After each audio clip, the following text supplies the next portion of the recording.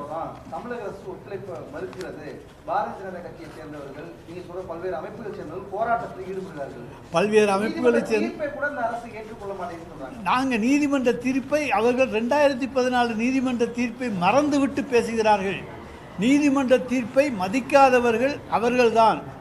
இன்றைக்கு யார் யாரெல்லாம் அப்படி பேசுகிறார்களோ அவர்கள் மீது 2014 தீர்ப்பினுடைய அடிப்படையிலே எந்த வழக்கையும் தொடர்வதற்கு தமிழக அரசுக்கு உரிமை உண்டு.